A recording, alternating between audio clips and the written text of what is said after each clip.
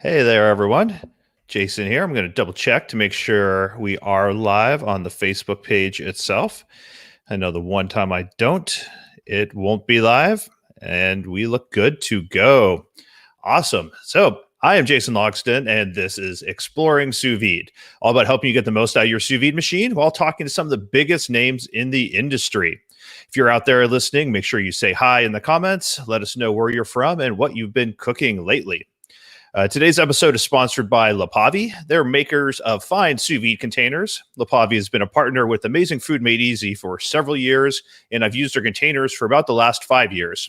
They come in multiple sizes with pre-cut lids for the majority of sous vide machines that are out there. And if you're in the market for a new sous vide container, I can't recommend Lopavi highly enough. Something that I really like, and I've enjoyed my partnership with them. And a lot of the people that went to the Sous Vide Summit in 2019 got to play around with some of their containers and the racks and the lids as well. And a lot of people liked them. Darrin is also letting me know I am live. How's it going, Darrin? Good to see you over there. So on with the show. Sous vide is many things to many different people. Some people love the precision control, some love the gourmet results, and some love the convenience. Today's guest is the perfect person to help us explore the last one. He started researching and developing Figo about 3 or 4 years ago, then stopped when Mello announced their product. But after using Mello's device and cooling system for 4 hours, he felt like they had a much better device and started working again on his own machine. So I can't wait to learn from today's guest, Robert Nappi, founder and CEO of EatFigo. Robert, welcome to Exploring Sous Vide. Thank you, Jason. I appreciate your kind words, and I look forward to our conversation today. Thank you for having me on. I appreciate you making it. Robert is traveling, so he is audio only today. So you all are stuck staring at my lovely face the entire time. But I'm sure we're still going to get a lot of good information out of him. So I can't wait to dive into talking about sous vide and your machine and what you've been working on. But before we get started, I always like to ask, what is it like around your dinner table on a typical day? Oh, that's tough. Definitely been doing a lot of traveling lately. Before that, definitely when I am home, the sous vide process is amazing. I really love it. And ever since being introduced to it in about 2015, it's really changed the way I've eaten dinner. And I like to utilize it when I can and when I have the time. And with, the process of sous vide, that's really how Figo was developed. So at home, I do like steaks. I try to go on a vegetable kick, a vegan kick sometimes, but big variety, and I love to taste different types of food. What's your favorite cut of steak? I just like the ribeye, very, very basic steak. I do really enjoy a nice ribeye steak. It's a lot of fun. Yeah, I feel like you can't beat a good ribeye. It's my personal favorite as well. Yeah. I mean, the filet mignon's definitely an amazing piece and a great cut of it, but for a little bit more every day, a nice ribeye is definitely a favorite. Yeah, I love the richness that the fat gives it. Always a little flavor boost there. Yes, and added with the sous vide process, phenomenal. And some of the compliments when showing people sous vide, it's really a game changer. And you said you got into sous vide 5 years ago, about 2015. What got you started using it?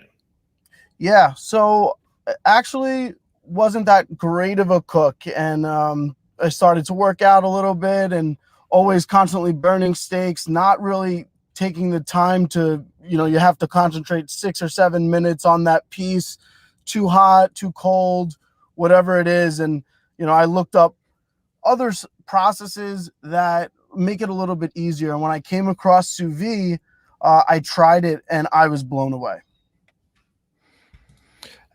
What's something you always use sous vide for now that you've got into it? Definitely more steaks. Even mashed potatoes are great. It's a great tool for. It brings out a lot of the flavor and, really breaks down that potato very nicely mashed wise. Also, another favorite is definitely fish. Being able to do it in a half hour. Something that I actually learned before I knew the sous vide process was I heard some people cooking a salmon in a dishwasher, and they would wrap it in this, and they would say, "Oh, have you ever had salmon out of a dishwasher?" And this was maybe years before I knew about sous vide, and I was just blown away by that. And now that I know what sous vide, I was like, "Wow!" Now I understand what they were getting at here, and this was, not as controlled as it should be. Safety is really a key that you really need to keep in the forefront when you're using sous vide. So yeah, once you have that safety down and you can do it properly, you can really have 5-star meals at home. I've made a rum punch infusion in my dishwasher in a mason jar. That was my only dishwasher sous vide that I gave a shot to. Yeah. Kevin Liddell is here. He says, "Hi, Rob." Hey, Kevin, how are you? He's a regular. And Darrin says, "Oh crap, Kevin is here. He cooks out of his dishwasher all the time." That's great. That we're all in the same path, and it's pretty cool to see some people use that technique. And as long as you follow some of the safety precautions, it definitely can be used. You said you like cooking mashed potatoes. What's your go-to mashed potato time and temperature? Oh, it's probably a little bit over 190, whether it's 192, 195, somewhere there, depending what I'm looking at. But I definitely do love the sweet potatoes, and it's usually about a half-hour cook time. Nice. What's something that you used sous vide, you tried it, and you're like, nah, the old-fashioned way is still the best way that I like this done? Some of the fish, depending, maybe the cod fish, because I don't love the cod sous vide. Sometimes you could do it right. I haven't had a great experience with some of them, but some of the vegetables as well. Some of them become so much more tender where you wouldn't want to use it, but you could do a mashed potato, a certain technique where I think you can get the same, but you're going to have to put a lot more effort into it, I think. So it really comes down to the effort level that you want to put into it. I always like sous vide fish that's replicating more like poached or steamed fish, but I've really struggled with, fried fish type of flavor and texture. Mm-hmm. I just do that normally in a pan. It's a lot faster for me there. So I can definitely feel your fish pain. Yeah. Yeah. See, some of the fish, like a salmon fish, I love sous vide. I really do. But it's just, they bring out a little bit more of the flavor in some of the fishes. It really depends on the flavor in that certain cut of fish. And with salmon, there's such a wide range people cook it at. What do you like, the really low temp salmon? Do you like the high temp? Where's kind of your go-to salmon preference? Yeah, so that's really where it comes. I think the dishwasher, sometimes you really want it to be, when we're talking safety, and I know you've written an article above this, that 130 mark, that safety mark really comes into play. So if I recommend a temperature, I'm not going to recommend something really below 132, 135, really at the lowest. But sometimes when you do go below and you use a temperature like 129 and you do a nice sear afterwards, sometimes you could still hit that safety factor, but it really depends how long you're going to do that sear now and if it's going to get to the middle. And something that you can probably talk a little bit longer on, and I think you're a little bit more of an expert in that field. But yeah, interesting stuff. When it comes to fish, I definitely recommend people use, unless you're cooking it to like way up there, 135 or 140, I always recommend you use the type of fish that you would feel pretty comfortable eating as sushi, because you're not pasteurizing it, you're not killing the things in it if you cook it to 120 or 130, unless you're holding it for a long time, and most fish starts to degrade pretty quickly if you try to hold it there. So that's always my go-to, is that you can cook it to 110 or 120, but make sure you're not pasteurizing it in any way, which is true of most types of ways that you cook fish, even traditionally. Okay. Connie Sutcliffe says she found lobster yucky sous vide. I'm curious, Connie, what time and temperature did you use? Lobster is one of my favorites, and one of those that once I did it sous vide, I never turned back. I like around 135 for probably like 35 minutes, and I found that to be a good firmness. I think my wife likes it a little bit higher, but that's what I've enjoyed. So have you done lobster at all, Rob? I did try it, and I love the way the meat comes off the shell of it, and it just peels a lot nicer. Just like if fish, it really, the skin comes right off if you don't like the skin and the way it cooks that. So I do prefer the lobster sous vide that way. Not a lot of people do it when it comes to restaurants. Yeah, I haven't done the shell on yet. I'm going to have to give that a try. I'm doing just putting together a hands-on cooking class that'll be virtual, but it'll be like a live cooking class for making lobster rolls. So I need to cook lobster a lot of different ways, and just for research. Lobster is one of my wife's favorite things, so it's always fun to try. Connie says it was too salty for her. So yeah, definitely the seasoning and juices get really consolidated a lot more when you're in the bag. Have you found that, Rob, that the seasonings are different when you or you a straight salt only person going in?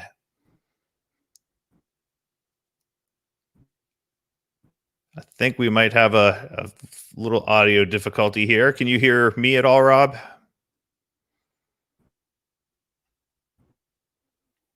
Looks like he's breaking up. He's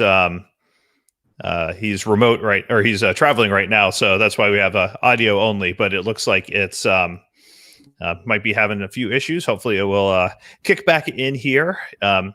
Meantime, Kevin Liddell said he did whole lobster sous vide a few years ago. They were wonderful. Yeah, I need to try doing them more in the shell and see how that works. I normally take it off because it's a lot easier for me when I just slice it up. But we will see if Rob hops back in here. If you can hear me, Rob, go ahead and cut me off.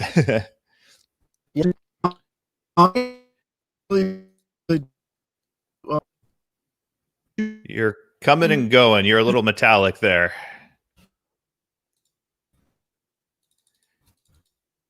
Might need to try reloading the app, and it'll kick you right back into it if you do that, and maybe it'll be get you right in pretty easily.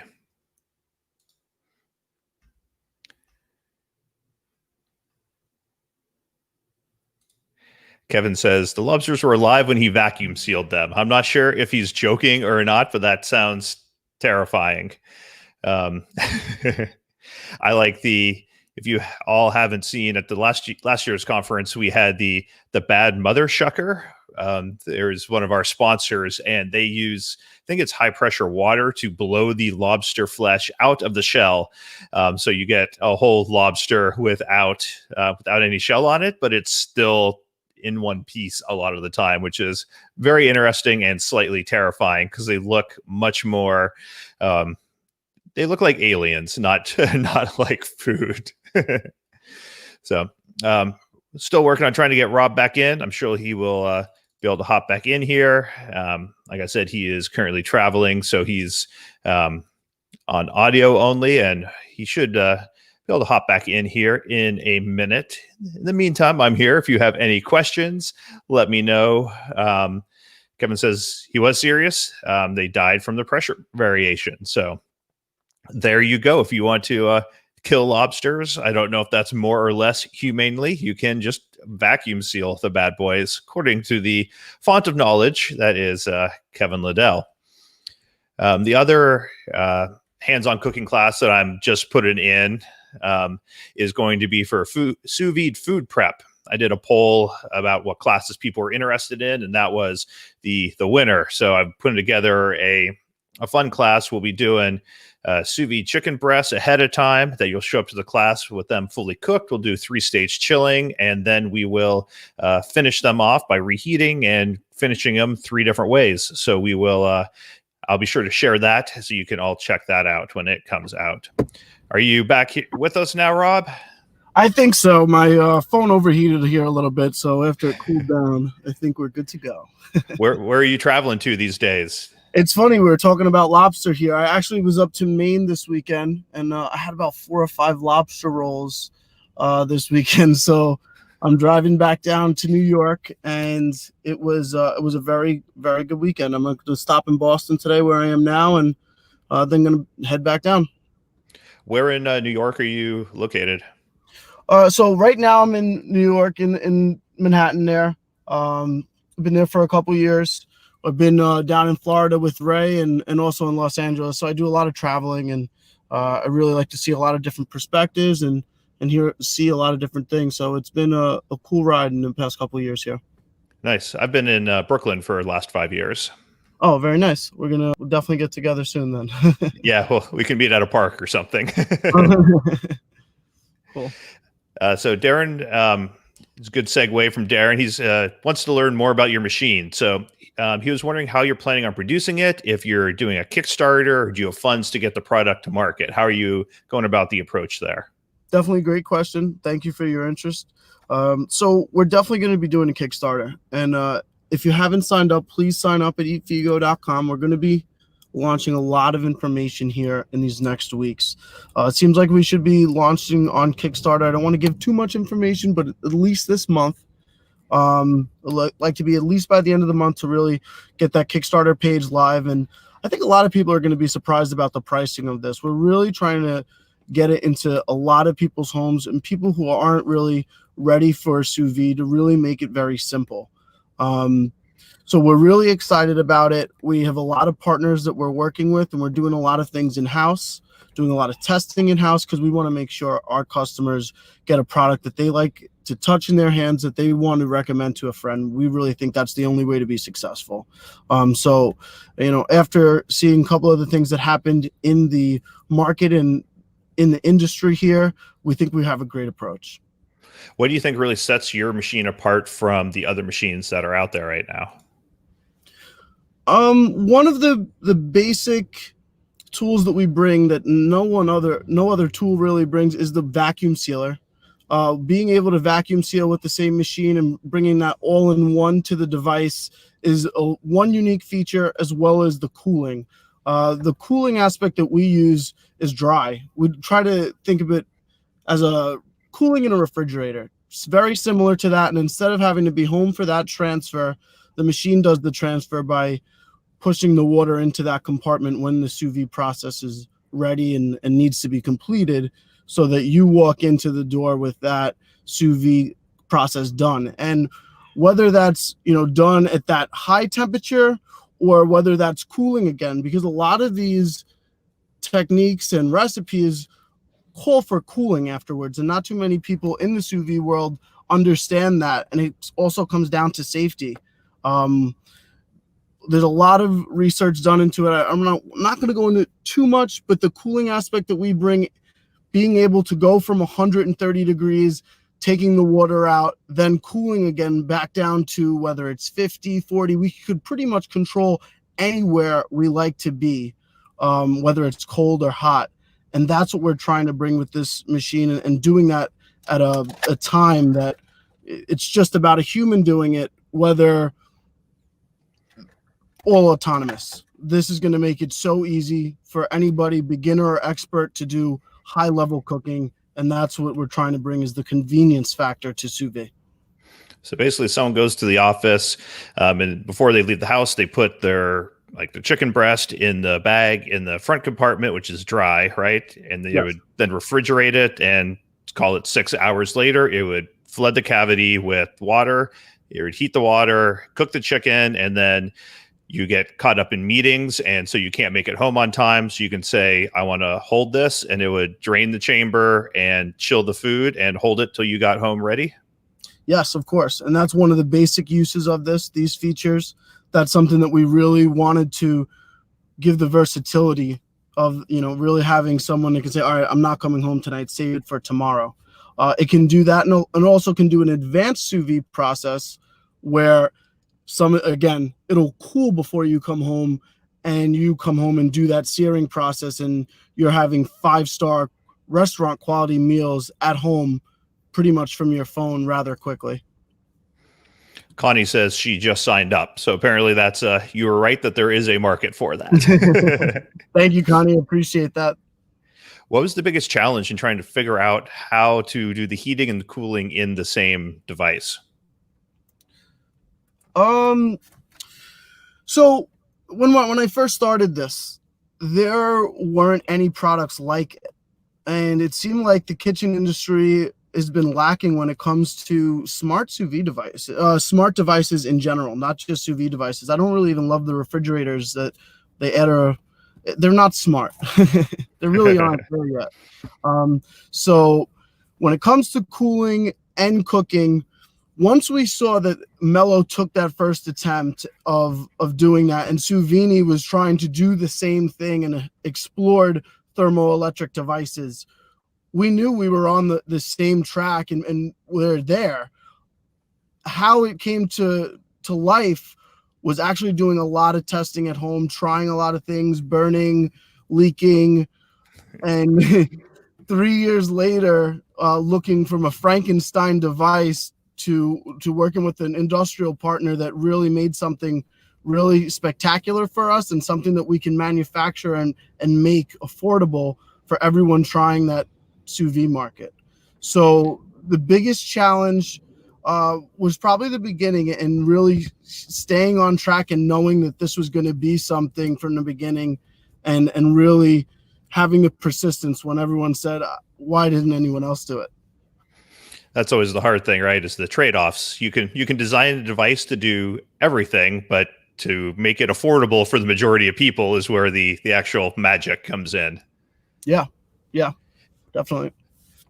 Darrin says he did not realize that there is a vacuum sealer built in. Is it a chamber type or a suction? How does that actually work with all the other kind of components going on? Yeah, so it's actually a hand sealer. It's a vacuum sealer that you would connect to the machine, and it would actually be a hand sealer. So there are some more advanced vacuum sealers that are out there, but when it comes to the reusable bags, the resealable, reusable is something that we're trying to look into, and it's very tough with silicone being as thick as wall as it is right now. So we want to use resealable bags that pretty much have a little hole on it that you can pull vacuum from a hand sealer that would connect to Figo. Nice. And Darrin wanted to know, do you have a working prototype yet?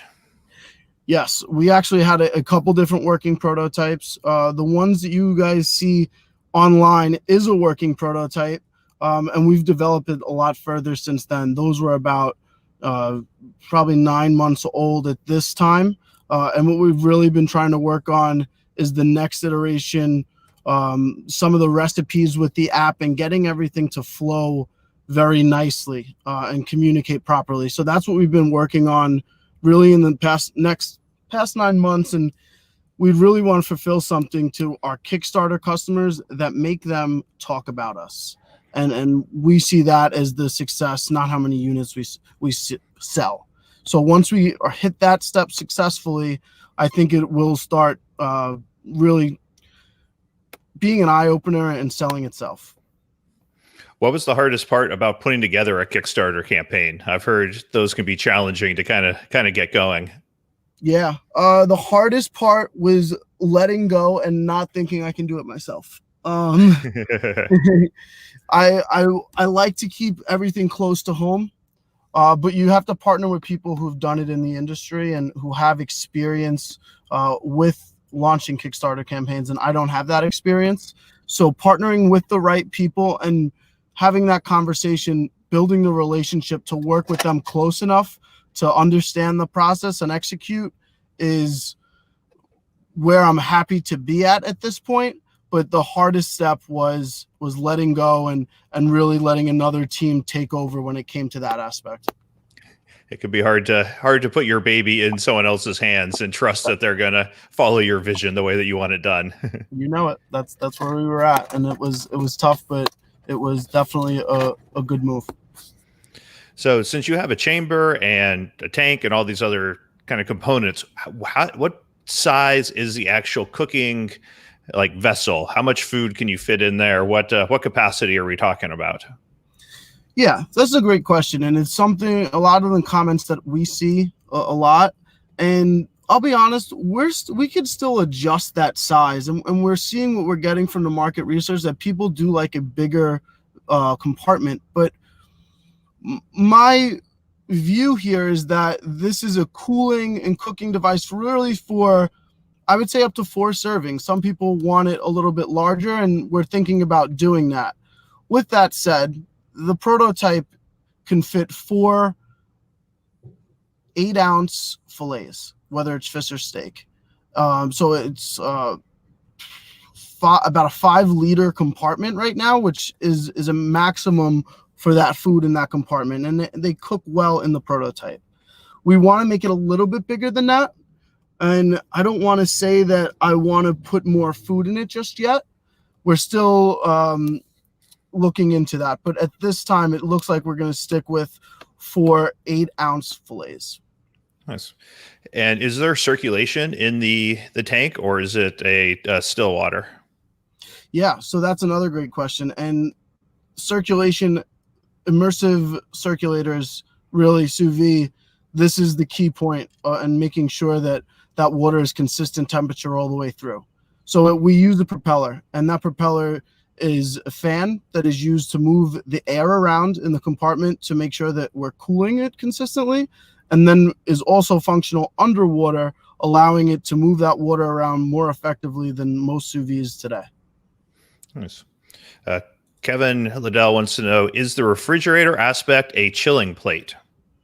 Yeah, so it's a plate that has that fan on it to allow the air to be that consistent temperature throughout the compartment. How quickly does it chill that compartment? If you're cooking it, like, call it 130, and you need to, just chill the compartment down, ignoring the core temperature of the food to start. So that would be after a cook, and that time right now is a little bit hard to put a number on. But when it comes to cooling from the beginning, whether it's just right from a dead start and it's room temperature, say 70 degrees, it should get below 40 degrees within 90 minutes. Okay. So keep you in the danger zone for not too long, which is always a big concern. Of course, the cooler the room is, the colder it gets down. And, that comes to the thermoelectric cooler and the heat pump. So if you have your air on at about, 68 would be a little cold, but 70 in that range, we're looking at an hour cool time down to 40. When it gets hotter, 75 degrees in that room, that's when we're looking at a 90-minute mark. It's interesting how much just a few degrees difference changes the cool time. So it's not really how far you're cooling it. It's more what the ambient temperature of the room is that's affecting the efficiency, right? Yes. That's interesting. I did not know that. That's why I like taking comments from the readers. I was like, I don't know what Kevin's asking, but I'm just going to read it, and hopefully you do, and you did, and it was led to a good conversation. Well, definitely. So what it really comes down to, being able to cool today, is a compressor or these newer thermoelectric coolers that have been a little bit more perfected in the past couple of years. And through our research, for a space cooling and a smaller compartment, we see the thermoelectric cooler as a better option. Might not be as efficient as a compressor, but it's not really feasible to put a compressor in some of these devices. And we see it with Sous Vide. They actually did custom make a small compressor to do that. The issue is when you want to cool after, it's not really possible. Oh, so you, once it's cooked, you can't really cool it afterwards then? After on the Sous Vide. With Figo, you can do that. Oh, okay, cool. That's what I thought. That's why I was surprised that I. With the compressor, with that type, it's hard to do. Hot to cold as fast as it depends.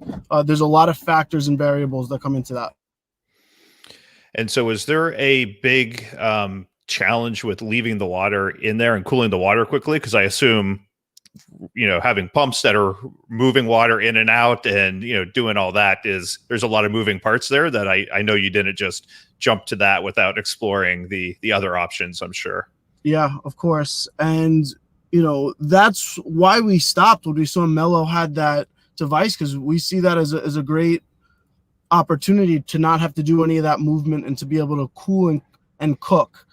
I do see a little bit of the water pressure on that food the whole time, probably going to ruin the texture of the food a little bit more than a dry compartment would. And the efficiency of being able to cool after cooking really isn't possible with that type of method to cool the water down from 130 down to 50 degrees with that type of setup is difficult, and it would take a couple of hours to do that. So with the dry compartment, we're allowed to do that automated technique that really sets us apart as a device. Interesting. Kevin wants to know, how high of a temperature can the water bath go to? Yeah, that's a great question, Kevin. We're looking at about 190 right now, and it really comes down to not how hot the machine gets, but all the components when it comes to the propeller, to being able to withstand that operating temperature. So if it gets to about 190, that's really the max that we're seeing, that we're not having any issues, and where I would like to stop. I'm trying to get to 195, but the testing hasn't allowed us just yet. Mm-hmm. That makes sense. That it's most things are done at 190 or below, so you can do 99% of all things you'd be sous videing. Exactly. Yep. Darrin wanted to know, he'd still like to know about the limited capacity of what the size is on that, and if you're considering moving bigger at all. Yeah, so this is a great question. I see the regular sous vide items as is still a great tool. So when it comes to cooking bigger things and you want to have a bigger compartment, I don't see the cooling feature as effective. Yes, some of them call for it, but they're going to be a thicker piece, and it's going to be a lot harder to do cooling things with that type of method that we're using. So we see it as more of the thinner, the smaller pieces are really going to be more effective with this type of solution. With that said, I would like to make it a little bit bigger from some of the comments, but I think that there still is a place for the stick sous vides that we have today when we don't need that cooling, and it's to cook bigger pieces of food that people still like to use sous vide for, but they might be home for that. This is more for the busy person who really is not going to be there to set it before and grab something big out of it. Those people may not use it for those bigger capacity things that a lot of other sous vide people are used to. That makes sense. So when Darrin's doing his whole briskets, he can pull out his Anova or Vesta or Polyscience of choice and cook the entire brisket using that. And then if he's going into the office and on a busy day, he can throw a few steaks into the Figo, and it'll be all ready for him when he gets home and not have to worry about it. Exactly. And he does say, what is the max capacity volume? Yeah, Darrin's not going to let you off the hook here. No problem. It's all right. That it's right now for the water when it's completely up there. It's about 5 liters, and then it's 4 8-ounce fillets, whether it's steak or fish, is the maximum serving size in Figo right now. I know that we're trying to make it a little bit bigger to try to get 4 to 6, but I don't want to make any promises. But you guys are close to the sous vide community where I'm going to let you know what we're doing as a little bit of an insider. So that's what we're trying to explore here a little bit. Nice. I just lost the question that I had in my head. What do you think the next evolution of sous vide machines is? Like, you're, getting the cooling and the convenience and the heat, all in one device. Where do you think the next leap is for sous vide machines? I'd like to think that's what we are, really trying to get the research and development into a compartment that can cool and cook, and then being able to replicate that and make that compartment size more so that we can have a refrigerator type that allows us to cool and cook different types of food all from our phone, whether we want steak, fish, sweet potatoes, eggs, and just say I want the eggs done at 7, the steak done at 12, and the fish done at 6, and to just come to the refrigerator with those things already completely sous vide, warmed up for you, cooled down if you like the advanced technique, and being able to spend just a few minutes in the kitchen preparing that 5-star meal for you rather quickly and conveniently. Stefan Boer says, does the Figo need to be connected to the internet to be able to use it? I love that question. Great question. No, it does not. We want to make sure our local connectivity uses Bluetooth. We want the Wi-Fi to be used only when it's remotely cooking. We don't want a delay time. We want pretty snappy interaction with Figo, and we saw we can do that with Bluetooth. What we see, a lot of people do like an on-screen or a way to control it.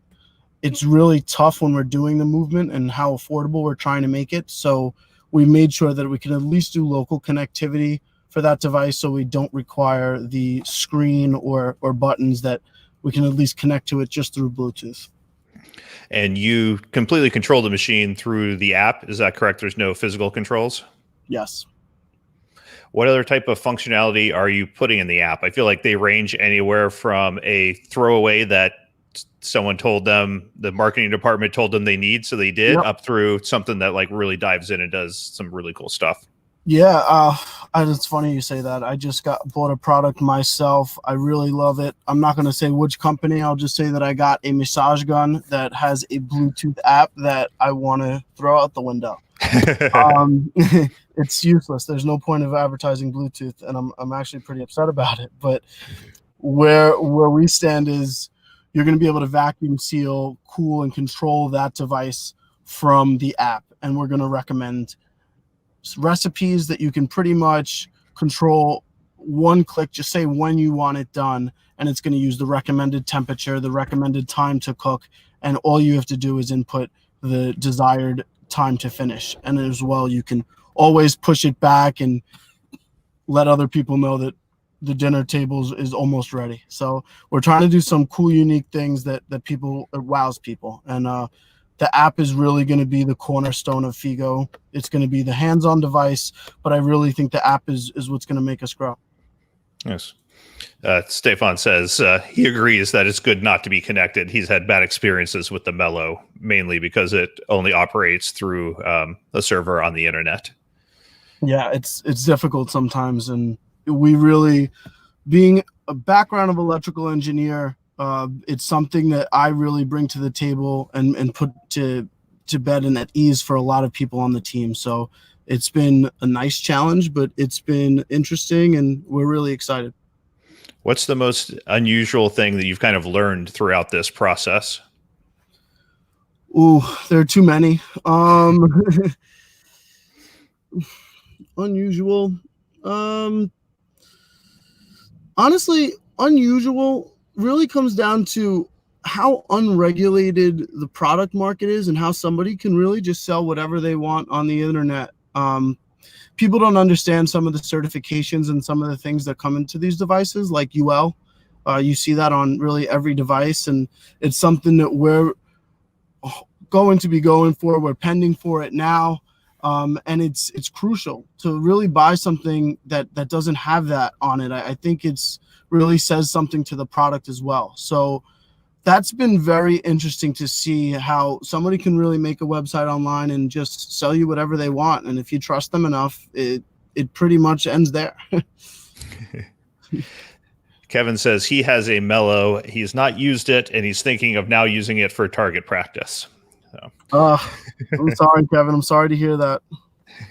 That's right. Kevin likes to use things for target practice, so it would be completely fine.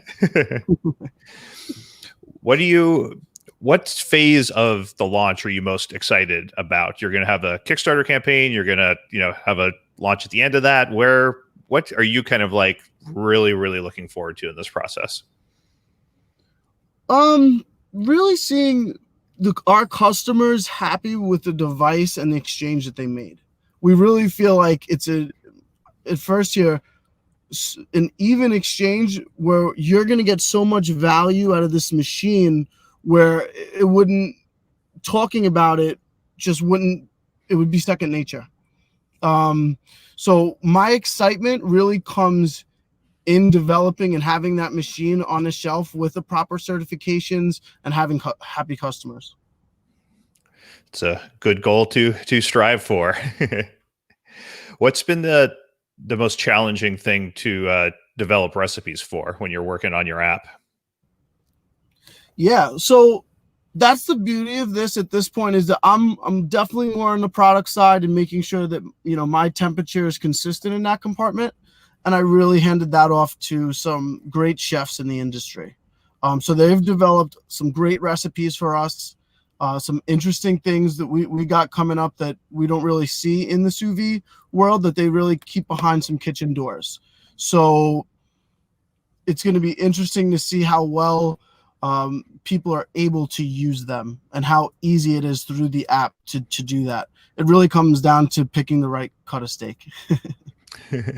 When do you think you're going to have machines for some of us, like me and Kevin and Stefan and Darrin, to get our hands on and do some testing and some reviews and some benchmarking and put in our mad lab kitchens to fool around with?